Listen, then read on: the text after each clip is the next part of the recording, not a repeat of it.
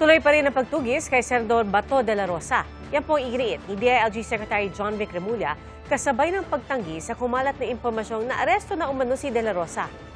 Saksi si June Veneracion.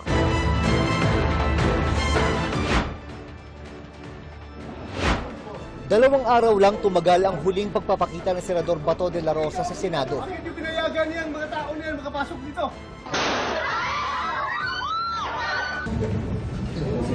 Mula nang umalis siya sa Senado sa tulong ni Senador Robin Padilla matapos ang bigong pagsisilbi sa kanya ng arrest warrant ng International Criminal Court o ICC, ay 2 buwan na siyang hindi nakita.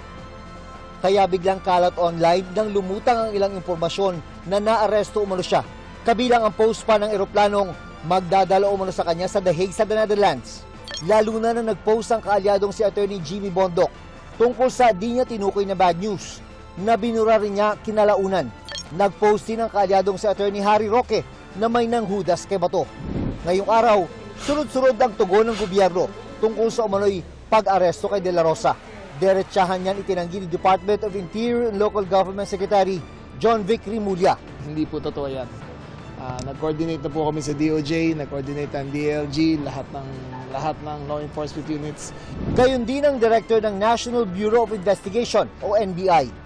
Wala sa amin, wala sa NBI, no? So, hindi totoo. Nasa Pilipinas pa rin po ba? Yun yung paniwala namin because tuloy-tuloy naman yung surveillance natin. We'll continue to do our manhunt to locate him. And yun nga, we have several areas na talaga tinututukan namin.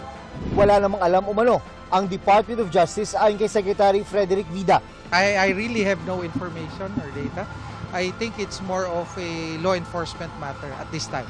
Git ni Remulla, kung mahuhuli man ang dating PNP chief, ay hindi ito isisikreto. Gagawin aniya ang tamang proseso, gaya ng booking procedure at pagpapaharap sa korte bago ang extradition. Alam mo, ang fake news ngayon, ibang klase. We were always transparent with what we do. All the proper channels, all the proper procedures gagawin namin according to rule of law. Kinwestiyon naman ng Malacanang ang timing ng post ni Bondoc at Roque na sabay umano itiniming para umano matabunan ang mga naisiwalat ng COA tungkol sa confidential funds si Vice President Sara Duterte. Kita umano ang motibo sa tinawag niyang diversionary tactic ng mga kaalyado ng bise. Sabi ng Department of Interior and Local Government, tuloy-tuloy pa rin ang paghahanap kay Senador Bato de la Rosa. Sa Mindanao area raw, huling nakita ang dating hepe ng Philippine National Police.